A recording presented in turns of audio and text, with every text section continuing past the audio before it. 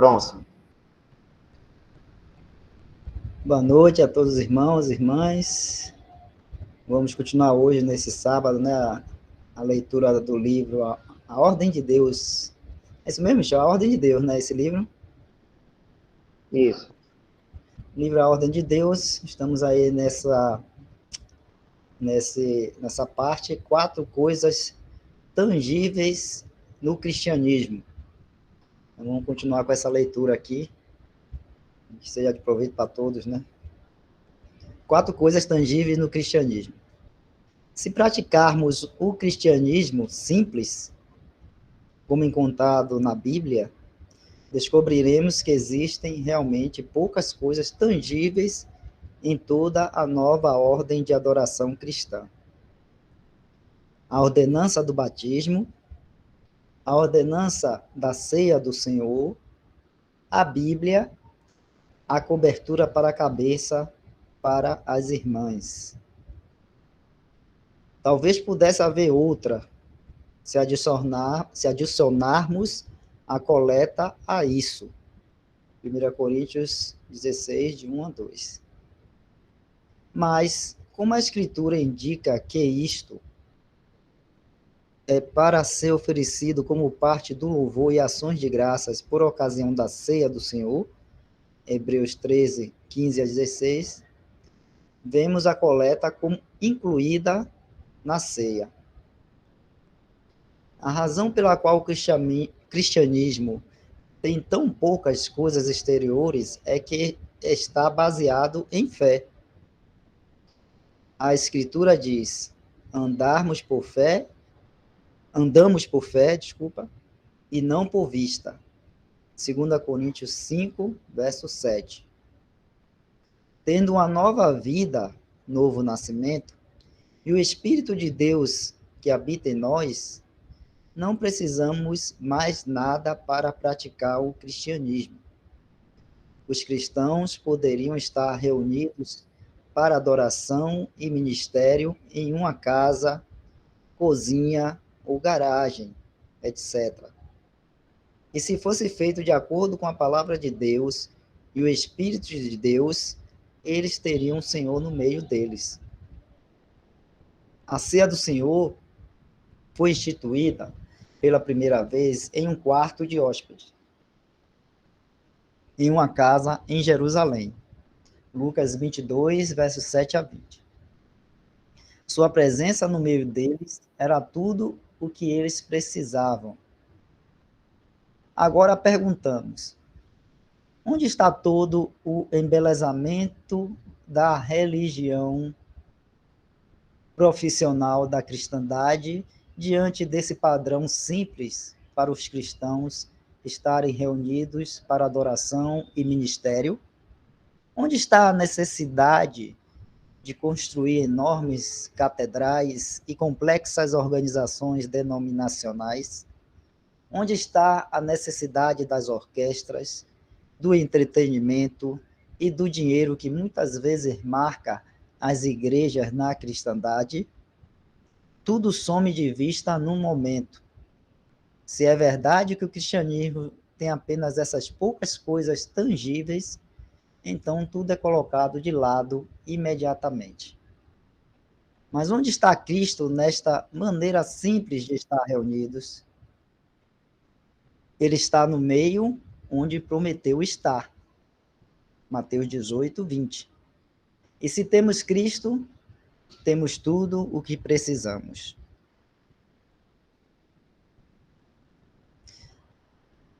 Dá uma pausa para os comentários.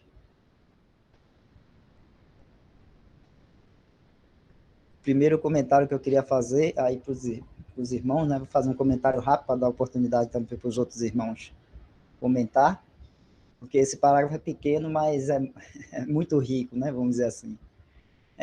Primeira coisa é esse trecho aí que ele fala, essa primeira frase que ele fala assim: se praticamos o cristianismo simples. A gente aprende, né? De acordo com a Escritura, com a palavra de Deus, de tudo que é relatado para nós do início da igreja, E a gente aprende que a fé cristã é uma fé simples, né? A caminhada cristã é uma caminhada simples. Não estou querendo dizer com isso que não há dificuldades, tribulações, mesmo porque o próprio Senhor Jesus nos disse que nós, neste mundo, nós teríamos tribulações, né? Ele fala que nós teríamos tribulação, mas que tivéssemos bom ânimo, porque ele venceu o mundo, né? E nós também, né, estamos com ele, também vencemos. Estou parafraseando o que está lá no Evangelho, né, como o Senhor Jesus fala. Então, o cristianismo é uma caminhada simples, a fé cristã é simples, e a reunião, né, a reunião dos cristãos em assembleia, ou como assembleia, né, aqui eu falando aqui assembleia no sentido literal mesmo do que é uma assembleia, uma reunião de cristãos, né? Assim como a gente tem uma assembleia no condomínio, é a reunião dos moradores daquele condomínio, daquele prédio. Então, a assembleia do condomínio tal. Então, naquele dia é marcado, horário, tudo, e todos os moradores vão se encontrar ali para tratar de assuntos do condomínio. Assim tem a assembleia, né, a Assembleia de Deus, que é a reunião do povo de Deus celestial nessa dispensação, que é a igreja. Então, né, até mesmo as ordenanças para essa reunião, para essa assembleia, são simples, sem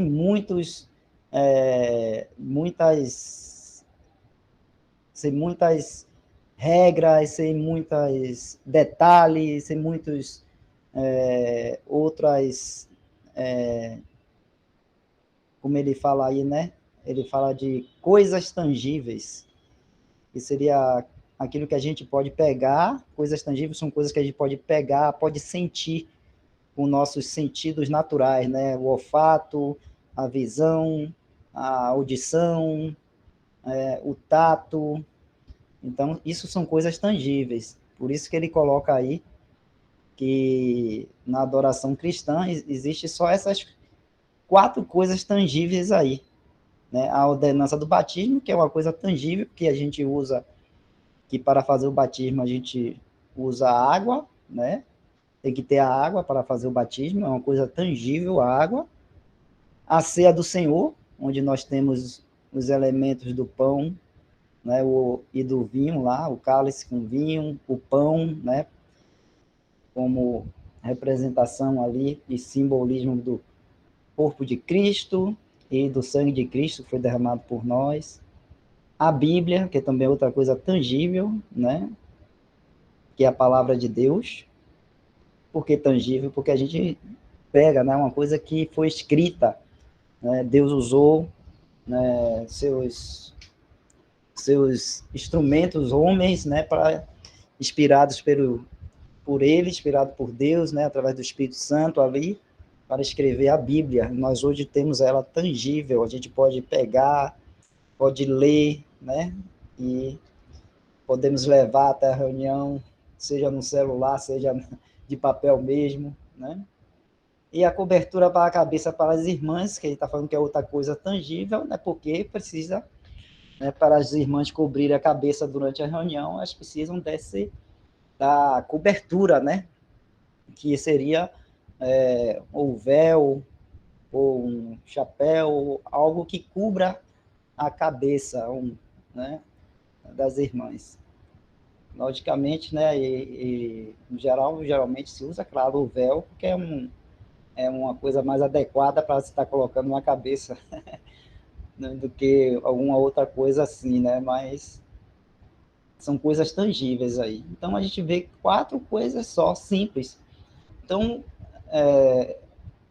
quando a gente vai para a dispensação lá do tempo de Israel, né, se os irmãos pegarem ali a partir de Êxodo, quando Deus, quando é relatado ali, né, a Deus dando a lei para Moisés, para ser entregue ao povo de Israel, e dando todo as ordenanças para a construção do tabernáculo, de tudo, né? Você vai ver que são páginas e páginas de, de detalhes, de coisas que teriam que ser feitas, né?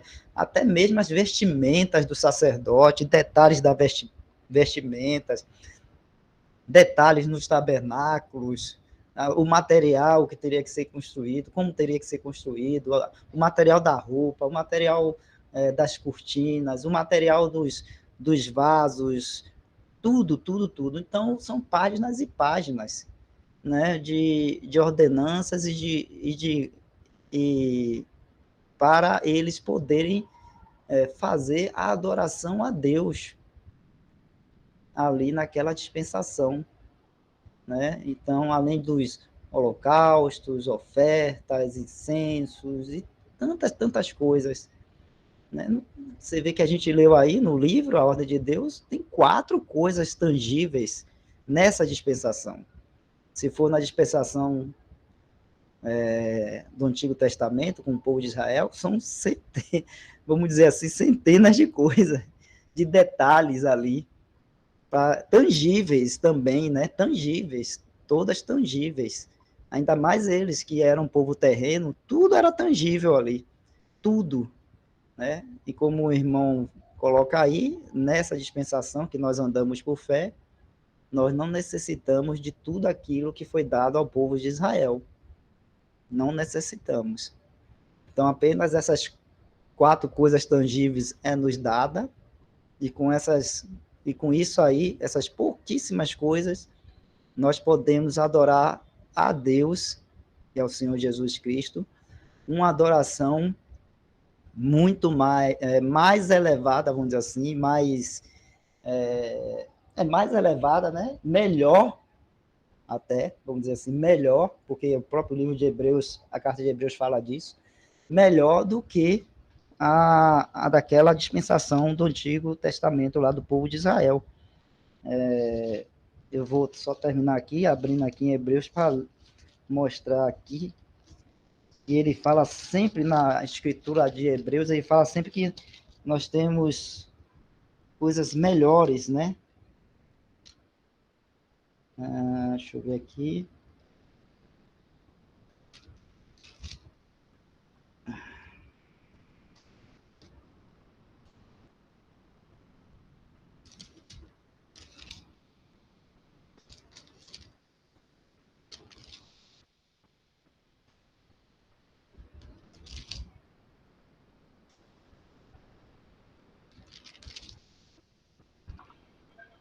Hebreus 6:9 é um exemplo. 6:9, né, Michel? Porque na Epístola de Hebreus nós vamos encontrar várias vezes ele falando isso aí, ó. Melhor, né? Então aí ele está falando, por exemplo, mais de vós, ó amado, esperamos coisas melhores e coisas que acompanham a salvação, ainda que assim falamos. Então, coisas melhores, né, mais elevadas, são, vamos dizer assim, esperadas da Assembleia, da Igreja, né, do povo celestial de Deus. Recebemos coisas mais elevadas e por isso também damos assim uma adoração também mais elevada em termos espirituais, né, do que o povo de Israel, que necessitava de tantas e tantas coisas tangíveis na sua adoração, e nós não necessitamos de tantas assim. Então,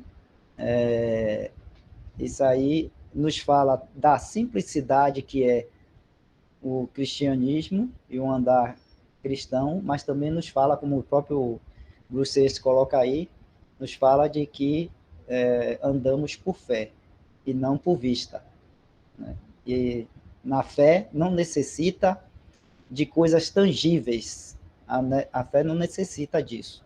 A fé não necessita que nossos sentidos sejam, como eu posso dizer, tocados, sejam estimulados, né? A fé não necessita que a nossa audição, em termos, né, físicos mesmo, tangíveis, a nossa visão, a nossa olfato, todos os nossos sentidos sejam estimulados, né, para nos levarmos à adoração. Não necessita disso. Por quê? Porque o nosso louvor, a nossa adoração é fruto de lábios que confessam, né, ao Senhor Jesus Cristo. Está lá em Hebreus, acho, capítulo 13.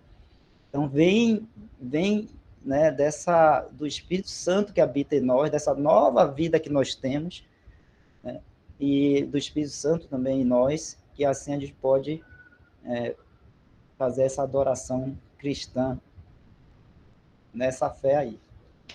Só isso aí, irmãos.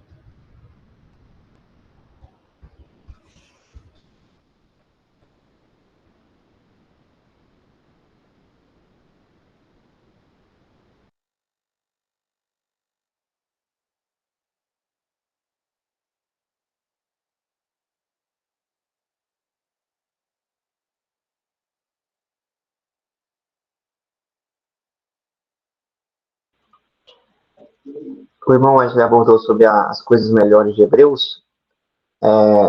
São praticamente 7 coisas melhores em Hebreus, né, que são citadas na epístola. A gente pode até dar uma olhada em cada uma, para a gente até meditar, né, em nossa posição. Hebreus 7, 22,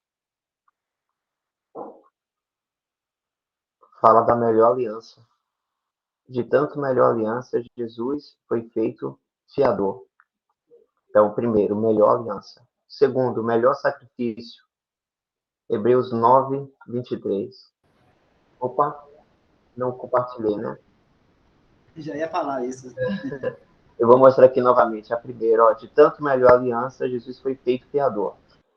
Melhor aliança. Segundo, melhor sacrifício. Hebreus 9, 23. De sorte que era bem necessário que as figuras das coisas que estão no céu assim se purificassem, mais as próprias coisas celestiais com sacrifícios melhores do que estes. Então, segundo, melhor sacrifício. Terceiro, a terceira coisa melhor, né? Melhor promessa. Hebreus 8, verso 6.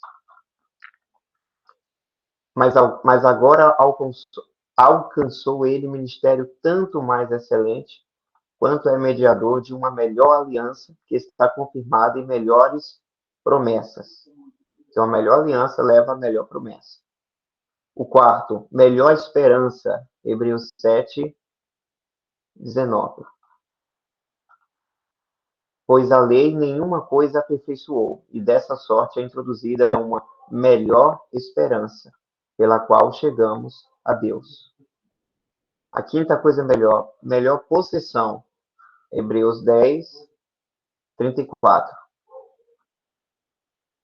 Porque também vos compadecestes das minhas prisões, e com alegria permitistes o roubo dos vossos bens, sabendo que em vós mesmos tendes nos céus uma possessão melhor e permanente. Sexta coisa melhor, a melhor pátria. Hebreus 11, a partir do 14. Porque os que isto dizem claramente mostram que buscam uma pátria. E se, na verdade, se lembrassem daquela de onde haviam saído, teriam a oportunidade de tornar.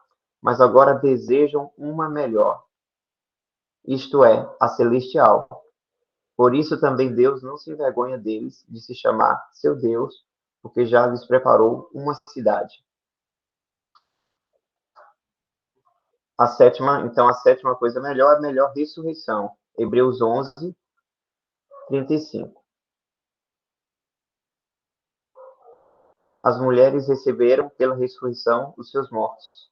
Uns foram torturados, não aceitando o seu livramento, para alcançarem uma melhor ressurreição. Então, são estes aí os 7, né? As 7 coisas melhores citadas em Hebreus.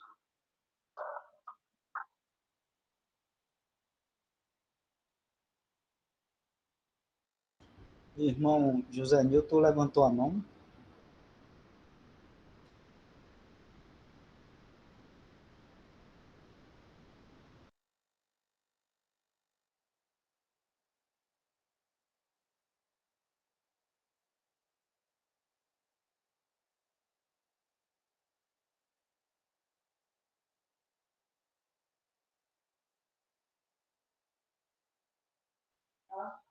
O irmão Newton pergunta sobre o título, que tem uns que falam 3 ou 4 coisas tangíveis no cristianismo, e aí no blog tá 4.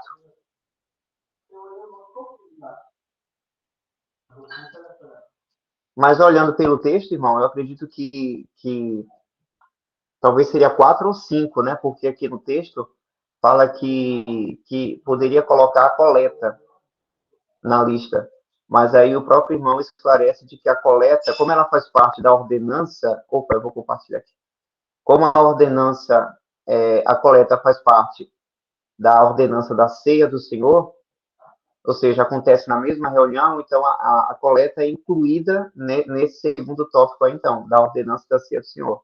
Então ficam 4 coisas aqui, 4 pontos. A cobertura também, né? A cobertura para a cabeça para as irmãs também estão incluídas aqui durante a ceia do Senhor. Mas a cobertura é utilizada tanto em outras reuniões de assembleia, como em qualquer momento em que a irmã esteja abordando as coisas do Senhor, ou então fazendo oração, né? Utiliza a cobertura também. Então, por isso que é colocado aqui como uma quarta coisa tangível.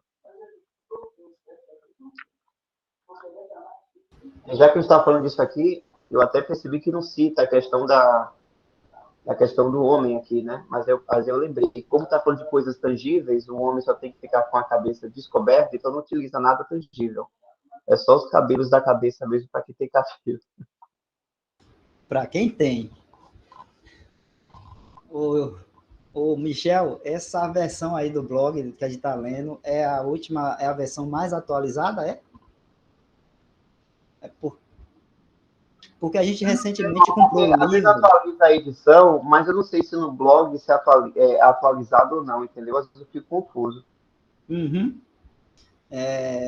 A gente recentemente comprou o livro, os livros para poder deixar disponível lá na Assembleia. Aí eu vou dar uma olhadinha, mas provavelmente talvez essa aí seja a versão mais atualizada, essa que a gente está lendo. E os irmãos podem ter percebido que a cobertura para a cabeça para irmãs também é uma coisa tangível e deve ter incluído, né? E aí nas outras versões talvez ainda não tivesse isso, mas aí só comparando as versões, não é verdade? Mas, de qualquer Oi? forma, isso não afeta em nada a questão do texto aí, dos pontos que são citados, porque se a gente for parar nas coisas tangíveis das ordenanças do Senhor, vão ser essas 4 mesmo. Mas se tiver um, vai ser só mais um mesmo, então não vai ser uma lista de coisas, não. Então fiquemos tranquilos. Oi, irmãos. A versão do blog ela é mais atualizada, assim. Eu estava até olhando aqui o livro que eu baixei no Verdades Vivas recentemente. E são apenas algumas diferenças. Por exemplo, aqui nesse tópico fala assim, 3 ou 4 coisas tangíveis no cristianismo, aí está falando 4 coisas. Aqui na parte de cobertura fala assim, a cobertura para a cabeça. Aí já está mais de uma forma mais correta, né? A cobertura para a cabeça para as irmãs. Então acho que isso foi só algumas correções, né, na edição. Essa é mais atualizada do que o do livro, mas não tem muita alteração, não. Ok.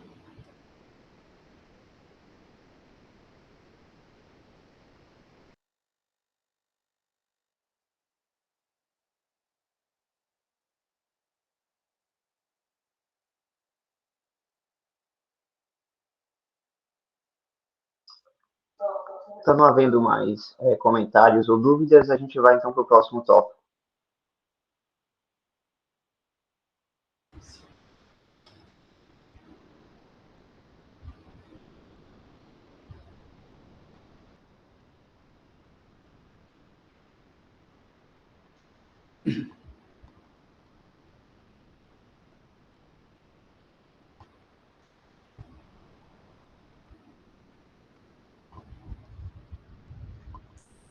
Quem deve liderar a congregação pode se perguntar se devemos nos reunir da maneira como as sugeridas nos capítulos anteriores. Quem dirigiria essas reuniões? Gostaríamos de responder dizendo que Se realmente crêssemos que o Senhor Jesus estaria no meio como ele prometeu, gostaríamos de deixá-lo guiar e dirigir a igreja pelo Espírito. Quando Cristo subiu ao céu, enviou o Espírito Santo ao mundo para habitar na igreja para esse exato propósito. João 7:39 e Atos 2, de 1 a 4.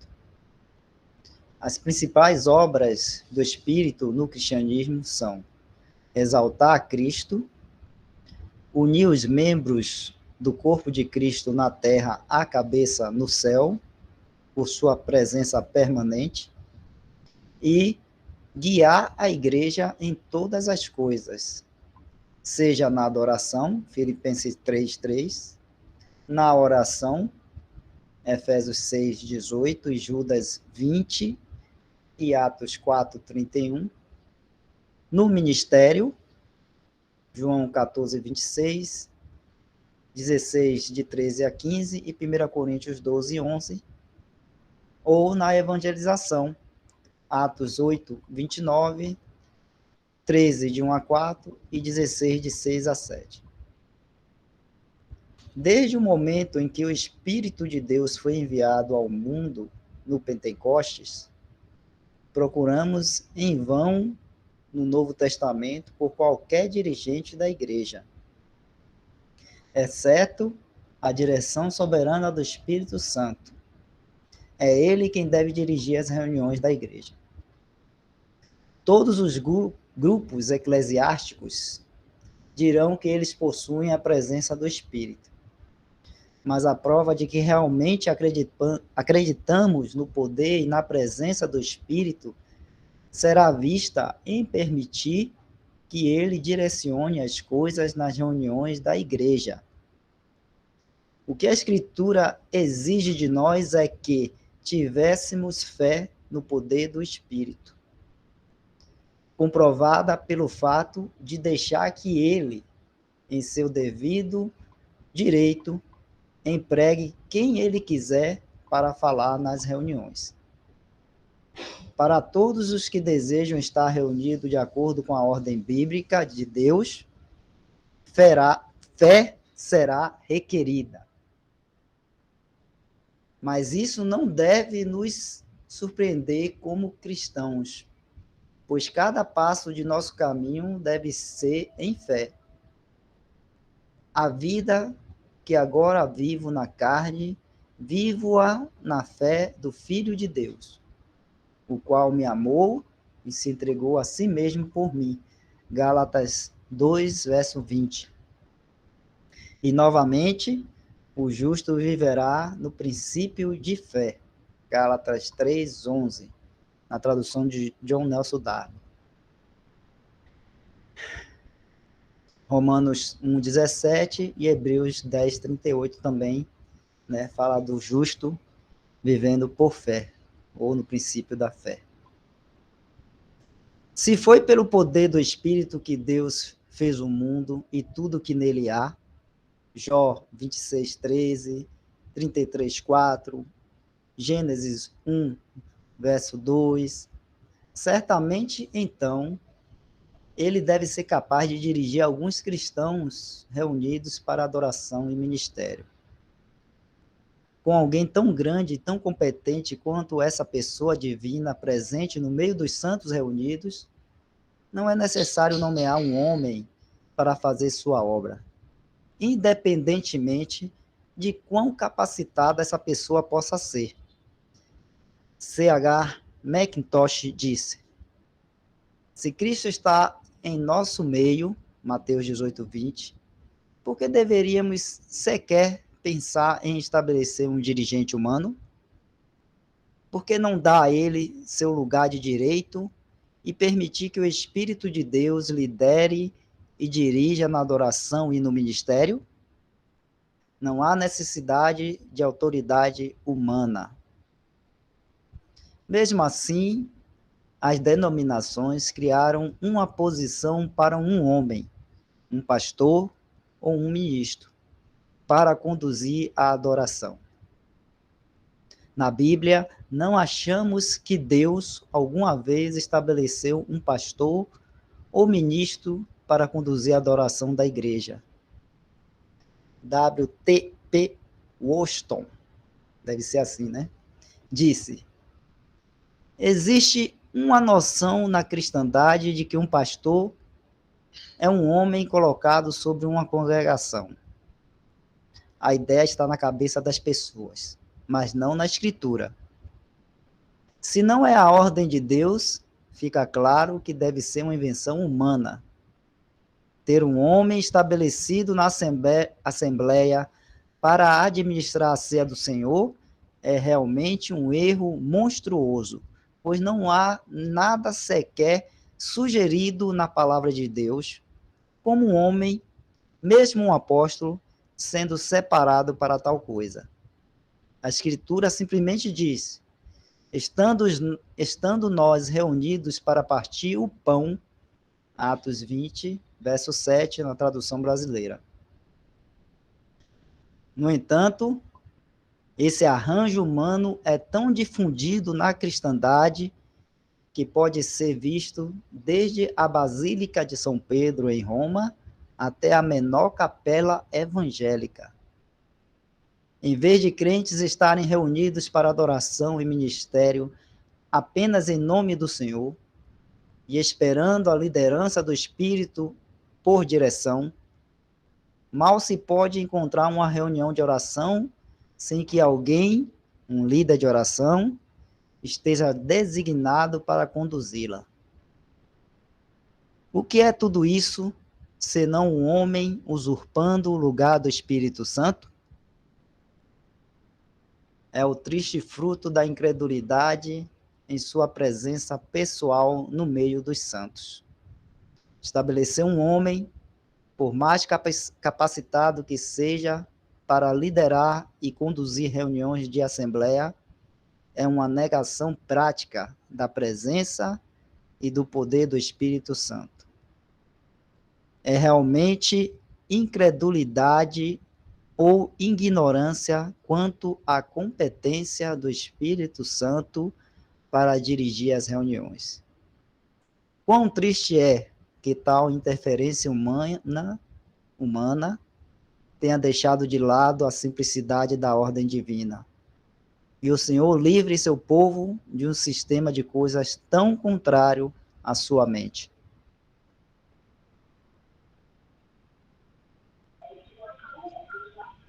Vamos dar uma lida nas referências que o irmão Bruce coloca no texto sobre a liderança, né, do Espírito Santo nessas atividades que envolvem a igreja. Esse texto aqui. Quando Cristo subiu ao céu, enviou o Espírito Santo ao mundo para habitar na igreja para este exato propósito.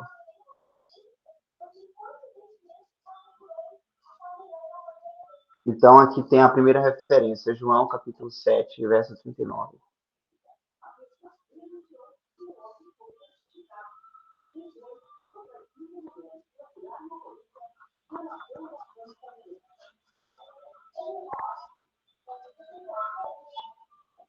E isto disse ele do Espírito que haviam de receber os que nele crescem, porque o Espírito Santo ainda não fora dado, por ainda Jesus não ter sido glorificado.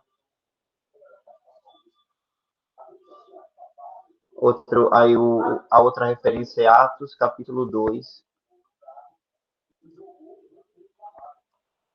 Atos 2, do 1 ao 4. E, cumprindo-se o dia de Pentecostes, estavam todos concordemente no mesmo lugar. E, de repente, veio do céu um som, como de um vento veemente e impetuoso, e encheu toda a casa em que estavam assentados. E foram vistas por eles línguas repartidas, como que de fogo, as quais pousaram sobre cada um deles. E todos foram cheios do Espírito Santo, e começaram a falar noutras línguas, conforme o Espírito Santo lhes concedia que falassem. Então, aqui aborda a questão da promessa do Senhor, lá em João, que a gente viu, e aqui Atos 2 é a concretização dessa promessa. Então, o Espírito Santo, ele habita em cada cristão, e habita entre os cristãos, né? É por isso que se fundamenta a casa de Deus. É o Espírito Santo que está formando a igreja, não é isso? Então, onde tem cristãos, o Espírito Santo também está ali no meio. Né? Está no e entre os cristãos.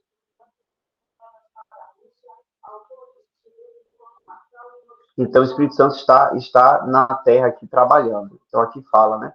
As principais obras do Espírito do cristianismo são exaltar a Cristo, unir os membros do corpo de Cristo na terra, a cabeça no céu, por sua presença permanente, e guiar a igreja em todas as coisas. E esse é o ponto-chave do que a gente está abordando aqui nessa reunião, né?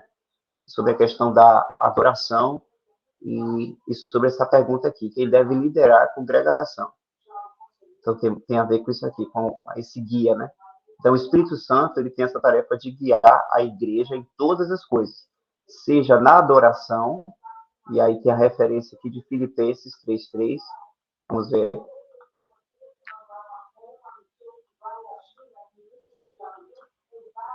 Porque a circuncisão somos nós que servimos a Deus em espírito e nos gloriamos em Jesus Cristo e não confiamos na carne. Então, a adoração é com essa base aqui, servir a Deus em espírito. Então, o espírito tem essa autoridade na adoração. E aí, no mesmo versículo, tem esse ponto aqui, não confiamos na carne. A carne não tem lugar nessa adoração. A carne não melhora e não tem condição nenhuma de ter algum tipo de amizade ou adoração a Deus. A carne, a gente precisa deixar ela em um estado de morte, né? Como aconteceu. Michel, Oi, irmão. vê esse versículo aí em outras traduções, por favor. Deve ser por causa do S minúsculo, né? Do E minúsculo. Aqui, ó. Isso, tá vendo aí? O espírito aí tá em maiúsculo, né? Lá não tava. E aí já nos dá essa indicação, né, de que não é o espírito do homem, é o espírito de Deus.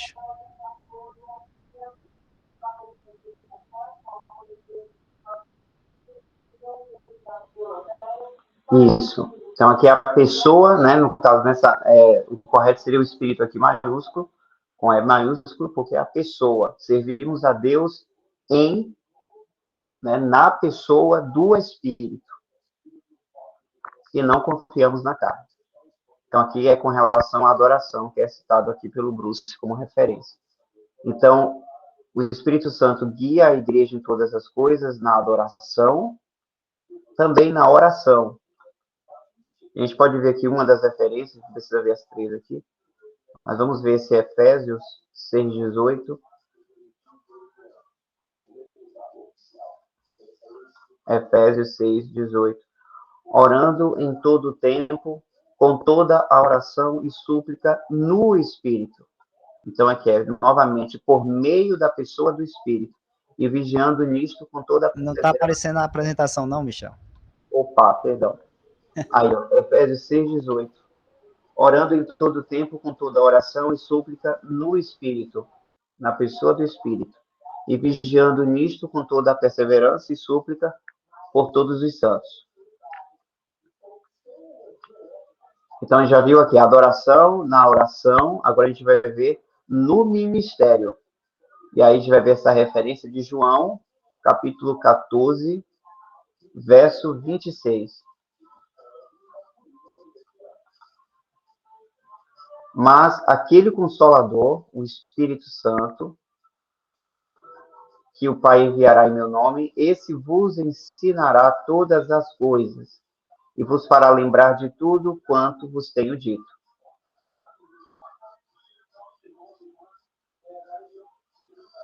E aí o outro ponto é guiar na evangelização. E aí a gente pode ver essa referência aqui de Atos 8:29. Atos 8:29. E disse o Espírito a Filipe, chega-te e ajunta-te a esse carro. E aqui é a passagem do eunuco, né, que o Espírito guia Filipe até o encontro a ele no carro. E aí mostra aqui até o Espírito Santo falando a Filipe, né, chega-te e ajunta-te a este carro. Então mostra aí que, opa, não compartilhei de novo, hein? Olha aí. Aí, Atos 8, 29. E disse o Espírito a Filipe, chega-te e ajunta-te a esticar. Então aqui são as referências para mostrar que o Espírito Santo está aqui na Terra e está trabalhando, e principalmente, né, ele é o que tem essa liderança na adoração. Ele tem esse direito e essa é a pessoa confiável que a gente precisa dar lugar a ele, né? Como líder da reunião.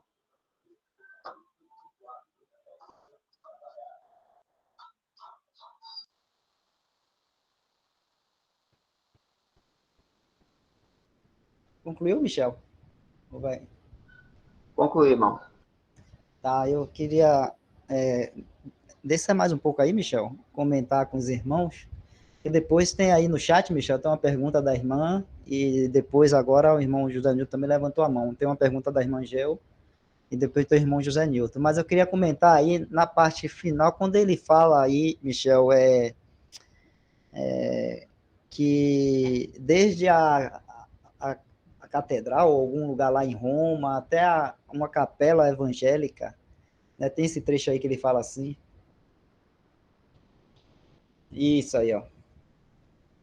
Ele fala assim, que esse arranjo humano é tão difundido na cristandade, que arranjo humano? O arranjo de ter alguém, um homem, né, hoje em dia também mulheres, liderando, estando à frente da adoração cristã, né, tomando ali a direção. Então, esse arranjo humano é tão difundido na cristandade, ele fala, né, desde Roma, lá em São Pedro, em Roma, até a menor capela evangélica. E quando ele fala assim, é tão difundido, é porque também está querendo dizer o seguinte, isso é tão, vamos dizer assim, é tão fixado já na mente dos cristãos, que eles não conseguem compreender, né, uma reunião, né, de cristãos para adoração, sem que haja alguém, né, alguém, vamos dizer assim, como foi falado no texto anterior, né, tangível, que é um homem ou uma mulher, alguém tangível, né, para estar ali, à frente da reunião, dirigindo as coisas. É uma coisa que fica até inconcebível na mente dos cristãos hoje. E tanto é assim que quando a gente comenta com algum cristão, algum outro cristão, sobre a reunião, né, quando nós estamos reunidos, quando fala que não tem pastor ou não tem um líder à frente, eles acham muito, muito estranho. Arregalam os olhos com a cara de surpreso e acham estranho, né? E ficam surpresos com isso. Quando, na verdade, como a gente falou também no texto anterior, que o cristianismo é simples, né? A fé cristã é uma coisa simples, isso não deveria surpreender nenhum cristão, né? Porque é o que está na palavra de Deus. Então, é uma coisa que, por ter sido tão difundida no meio cristão durante tanto tempo, e assim foi fixado esse erro, vamos dizer assim, esse erro foi fixado na mente dos cristãos, né? E de quem foi chegando e foi divulgando e repetindo esse erro, e aquilo de tanto se repetir, que hoje se tornou uma, entre aspas, abre aspas aí, uma verdade no meio cristão, na cristandade, de que tem que ter essa liderança aí tangível de um homem ou de uma mulher hoje também, né? Aquela coisa que se fala, né, que é aquela uma mentira repetida não sei tantas vezes vira verdade, né? Que eles fixam na mente da pessoa aquilo como se fosse correto e pronto. Mas nenhum cristão, né, está, vamos dizer assim, por não ter se originado isso no nosso tempo agora, isso não nos exime da responsabilidade do erro. né? Não nos exime. Por quê? Porque nós temos a palavra de Deus. Nós temos o Espírito Santo habitando em nós. Nós temos a palavra de Deus. Então, todo cristão, ele pode abrir a palavra de Deus e ler. E o Espírito Santo vai ajudá-lo a entender, vai ajudá-lo a ser guiado conforme a palavra de Deus naquilo que é o correto. Então, ninguém está eximido aí, né? A gente nasceu agora e essa coisa começou a entrar na igreja há centenas e centenas de anos atrás. Isso não exime a nós hoje de por conta disso, a gente achar, não, mas está tudo certo, é assim, nossos pais faziam assim, nossos avós, bisavós, não sei o que, os cristãos vêm fazendo isso há centenas de anos, então está certo. Não, está errado. Né? Está errado, porque a palavra de Deus diz que está errado. Nos ensina que está errado. E o Espírito Santo de Deus também nos guia, nos dirige pela sua palavra dizendo isso. Então, não nos exime disso, mesmo que hoje isso esteja, vamos dizer assim, outra vez, entre aspas, normalizado ou padronizado na cristandade. Né? Porque, segundo a palavra de Deus, não é o padrão de Deus, não é a ordem de Deus, conforme a gente está lendo aí no livro A Ordem de Deus, do irmão Bruciense. Então, é só isso que eu queria comentar. Aí tem uma pergunta aí, Michel, aí da irmã Geu, depois tem o irmão José Nilton com a mão levantada.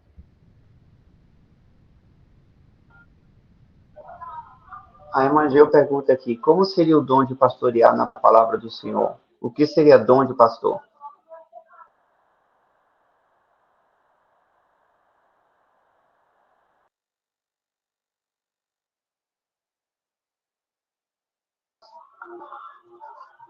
Oi, irmã Geu, eu levo a palavra do pastor, como se fala da questão do pastor de ovelhas, né, que até o próprio Senhor usa essa figura em João 10.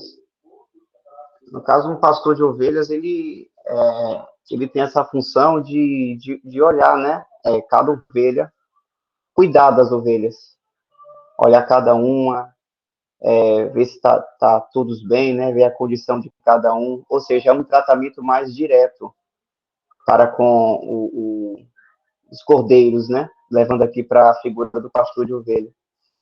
Então, o dom de pastor é aquele irmão que tem o cuidado com os irmãos, né?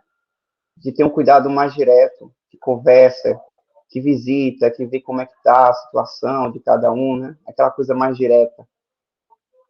É um cuidado que é mais no privado do que público, né? Que como é no individual, não é uma coisa que é feito publicamente. Ó, para exemplificar, tem aqui em Atos 11, o que acontece aqui em Antioquia, quando os cristãos são perseguidos em Jerusalém, eles acabam fugindo, né, dispersos aqui, ó, da perseguição. Aí foram para algumas cidades, inclusive Antioquia, como fala aqui em Atos 11. E aí fala aqui, ó, e a mão do Senhor, não, perdão, vou começar do 20.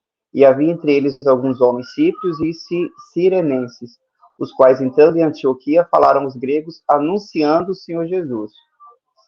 Ou seja, essas pessoas aqui foram os evangelistas, né? Divulgando o evangelho da graça a esse povo aí da Antioquia. E a mão do Senhor era com eles. E grande número creu e se converteu ao Senhor. E chegou a fama destas coisas aos ouvidos da igreja que estava em Jerusalém, e enviaram Barnabé a Antioquia, o qual, quando chegou e viu a graça de Deus, se alegrou e exortou a todos a que permanecessem no Senhor com propósito de coração. Ou seja, Barnabé aqui ele fez uma atividade que pode ser vista como uma atividade feita por aquele que tem um dom de pastor, que é de exortar cada irmão, né, de pedir para que fiquem firmes. E Barnabé fez isso. Então, o povo, na Antioquia, teve aqueles que ouviram o evangelho da graça, pelos evangelistas. Chegou Barnabé, simplificando aqui, né, para a gente como um exemplo daquele que exercita uma atividade, um ministério de pastoreio, para que fiquem firmes. E aqui fala, porque era homem de bem, cheio do Espírito Santo e de fé, e muita gente se uniu ao Senhor. E partiu Barnabé para Tarso a buscar Saulo, e achando, o conduziu para Antioquia. E sucedeu que todo ano se reuniram naquela igreja e ensinaram muita gente. E Antioquia foram os discípulos pela primeira vez chamados cristãos. Aí Barnabé foi e chamou Saulo, que aqui é o apóstolo Paulo, né?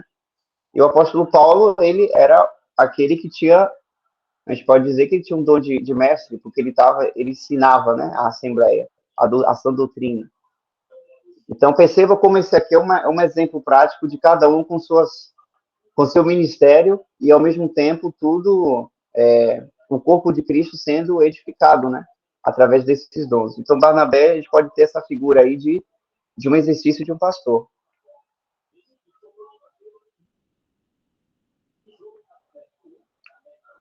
Deu para entender, irmão? Se tiver alguma dúvida, pode.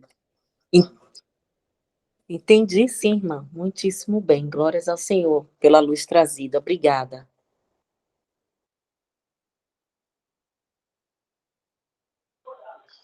No Antigo Testamento também há referências sobre a atividade do pastor. É muito utilizado em Jeremias, quando o Senhor repreende aqueles que estavam prejudicando as ovelhas, né? Ou seja, o povo de Israel. Então, essas pessoas que tinham que cuidar do povo de Israel estavam, na verdade, atrapalhando, né? Como o próprio Senhor Jesus fala, impedindo para que aqueles entrem no reino. Prendiam a porta para ninguém entrar. Então, é uma figura que o Senhor já utilizava já no Antigo Testamento. Mas para a igreja, tem esse dom, o Senhor dá esse dom de pastor a irmãos, e essa atividade é plenamente realizada, né? Claro, quando esse irmão está em dependência com o Senhor para realizar esse ministério bem feito para o Senhor Jesus. Irmão Newton.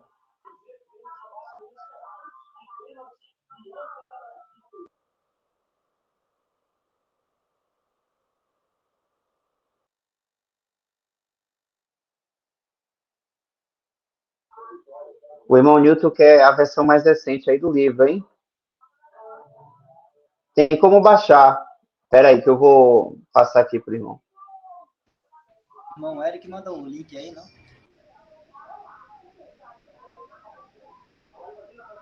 Ah, ele quer Eric mande. Não vou mandar então, né, Newton? O irmão Newton não quer que eu mande.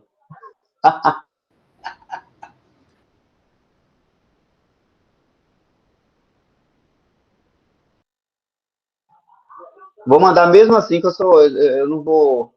Mandei, hein? Eu me resolvo no PV com o Eric.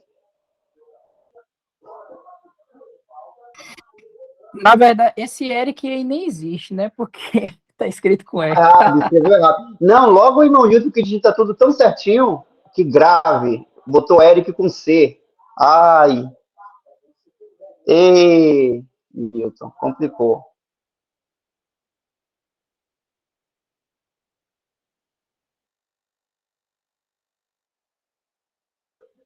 Eu vou tentar achar o link para que baixe o livro direitinho. Eu vou ver se tem no acervo digital. Deve ter lá, com certeza. Aí eu passo lá eu passo aí no chat.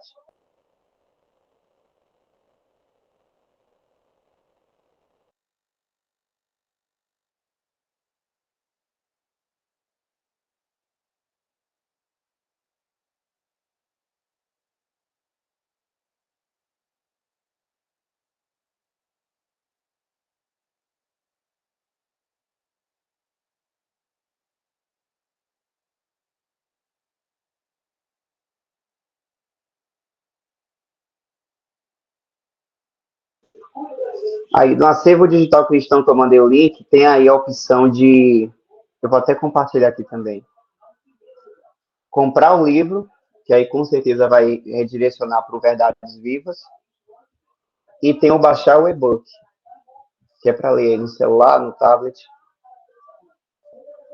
Agora, eu só não verifiquei se está na versão atualizada, mas provavelmente sim.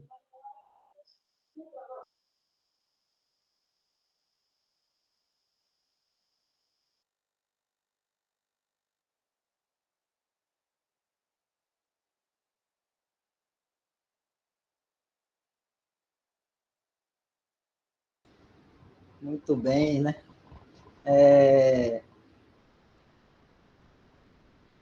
Alguma outra dúvida dos irmãos aí? Algum comentário aí desse texto que a gente leu?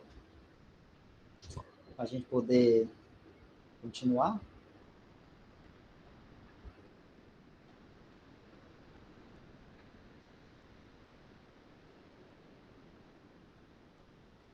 É importante a gente falar também, né, destacar que o irmão coloca bem de forma direta que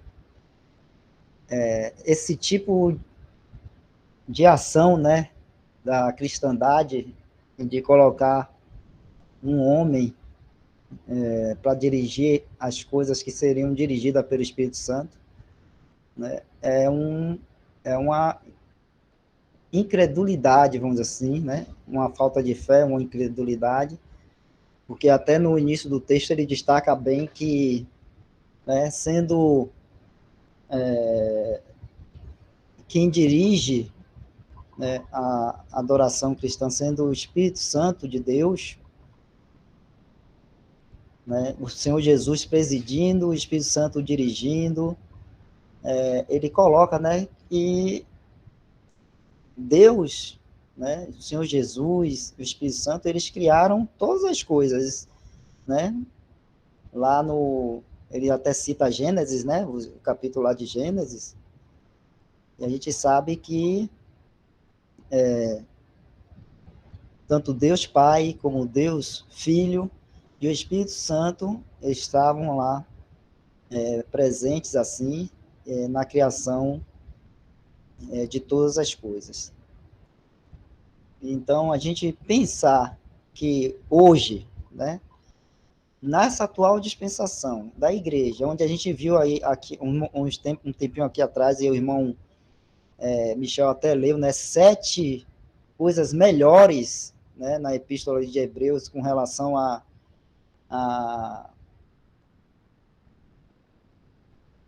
adoração cristã hoje, né, e em relação à adoração da época do Antigo Testamento, do povo de Israel, né, a gente pensar que hoje, o Espírito Santo de Deus, estando hoje habitando no crente e habitando na igreja, não seria capaz ou não teria o poder de estar dirigindo os cristãos em adoração, pensar nisso, né, é uma falta de fé, uma incredulidade, achar que, né, o Espírito Santo de Deus não tem essa capacidade, vamos dizer assim. E não é pensar. Muitas vezes a pessoa nem pensa isso, mas age, né? Mas age, porque toma o lugar, né, tira do Espírito Santo a direção e vai fazendo as coisas, né, segundo o seu entendimento. Então, o irmão é bem enfático em dizer que isso ele até fala ali, né, é o triste fruto da incredulidade, né, é o triste fruto da incredulidade, né, da presença ali, né, pessoal do Espírito Santo no meio dos santos. Está ali naquele trechinho ali no meio ali desse parágrafo. Então, é uma coisa que o irmão está enfatizando bem aí, é uma coisa para a gente pensar, né, irmãos? Todos nós pensarmos, porque quando a gente sai exatamente desse meio, dessa cristandade, onde a gente foi acostumado, educado, ensinado, doutrinado, né, a ter esse, esse tipo de adoração com uma pessoa à frente guiando, dirigindo, e a gente vem agora para um lugar onde não tem essa pessoa e tudo mais, e a gente vai depender exclusivamente do Espírito Santo de Deus para nos guiar, nos dirigir. Temos que ter essa fé. Temos que ter essa fé. Se a gente fica, vamos dizer assim, exasperado, impaciente, querendo que as coisas aconteçam, E a gente se movimenta para que assim as coisas aconteçam no meio na reunião. Estou falando isso porque muitas vezes na reunião a gente vai ter longos períodos de silêncio e de espera, né? Espera da direção do Espírito Santo. Vamos ter esses momentos longos de silêncio ou de espera. E a gente tem que ter esse exercício de fé, de não deixar que a nossa carne ou a nossa natureza já educada na cristandade, lá nos ensinos de onde a gente veio, do lugar de onde a gente veio, né, nos exaspere, nos incite a agir, né, nos incite a agir sem a direção do Espírito Santo de Deus. Então, é um exercício de fé. É um exercício de fé. E esperar faz parte da fé também, irmãos. Esperar faz parte da fé, né? Da prática da fé. O esperar faz parte. Tem outras situações, né, na nossa vida cristã, agora fugindo um pouquinho da questão da adoração, que eu estou falando aqui, né? Que a gente também tem que esperar. Quando a gente ora ao Senhor, a Deus, ao Senhor Jesus, e levamos a Ele alguma dúvida, ou levamos a Ele alguma aflição, ou pedimos a Ele uma resposta por alguma situação em nossa vida, né? Muitas vezes nós vamos ter que esperar a resposta. E o esperar é um ato de fé. Se a gente não tiver a fé de esperar a resposta do Senhor, a gente vai agir na carne e vai tomar, vamos dizer assim, uma postura que não é aquela que que é a resposta do Senhor para nós, por conta de a gente não saber esperar a resposta de Deus, a esperar a resposta do nosso Senhor Jesus Cristo. Então, o esperar é também uma prática de fé. E às vezes você ficar quieto, sem fazer nada, esperando, é fé. E então, na reunião, né, de adoração, na reunião da Assembleia, muitas vezes o silêncio vai estar lá e a espera também. O silêncio e a espera. E isso é fé. Né? Fé de que nós temos, né, no meio de nós, o Espírito Santo de Deus para guiar, para dirigir a reunião. Então, não precisa da minha inteligência, não precisa da minha capacidade de falar, não precisa da minha capacidade de movimentar as coisas, não precisa da minha capacidade de puxar um hino, não precisa da minha capacidade de orar, precisa não. Né? Só do Espírito Santo, guiando e dirigindo. Quem ele quiser. Quem ele quiser. Então, o Espírito Santo sabe, né? Ele conhece a cada um que está ali presente. E ele vai usar aquele que ele quiser. Não é o mais capacitado, a nossa vista e o nosso entendimento natural de homens. Não é o mais capacitado segundo essas características nossas naturais que nós muitas vezes pensamos. Vai ser segundo quem o Espírito Santo quiser estar guiando e usando para estar fazendo as coisas na reunião da Assembleia. Então, falo isso aos irmãos, irmãs também, porque as irmãs não vão estar atuando, digamos assim, publicamente ali, fazendo alguma coisa pública ou à frente das coisas na reunião, na Assembleia, mas estão participando e elas também têm que ter fé, né? Fé de estar também ali na espera, de estar também ali na dependência da direção do Espírito Santo, no espírito de oração, né? Então, é toda a Assembleia. Isso envolve tanto os homens como as mulheres, tanto os irmãos como as irmãs. Só isso aí.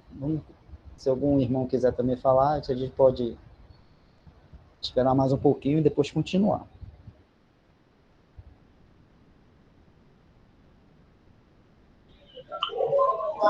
Como já vai dar 9h30 e a gente já meditou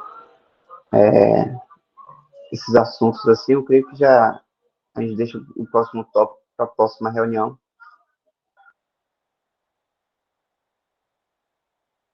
Ok, Michel.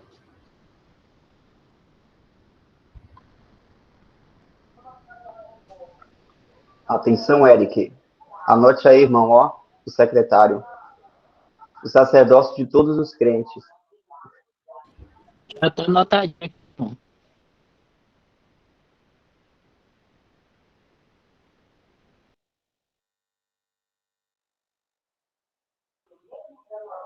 Então é isso, irmãos. Recomendo esse livro, A Ordem de Deus. Ele é um livro muito bom, principalmente para aqueles que estão iniciando nas verdades, embora em qualquer nível, né? Quando a gente lê um livro assim, desse, por exemplo, da Ordem de Deus, a gente sempre aprende uma coisa nova. E é muito bom, é muito proveitoso.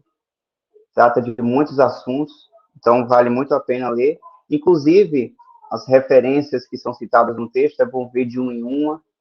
Né? Eu geralmente, quando estou lendo, eu pego só uma ou duas referências para a gente ter uma base, porque o tempo de ficar vendo todas as referências assim, a gente pode estar vendo individualmente, né? E é muito proveitoso. Até porque todo o ministério dos irmãos a gente sempre tem que ler e verificando na palavra de Deus, porque essa é a nossa fonte primária, né? E os irmãos que fazem esses livros são cientes disso. Por isso que eles colocam, inclusive, as referências de tudo que eles citam, certo? Eu vou parar aqui a gravação, depois a gente dá a oração de graça.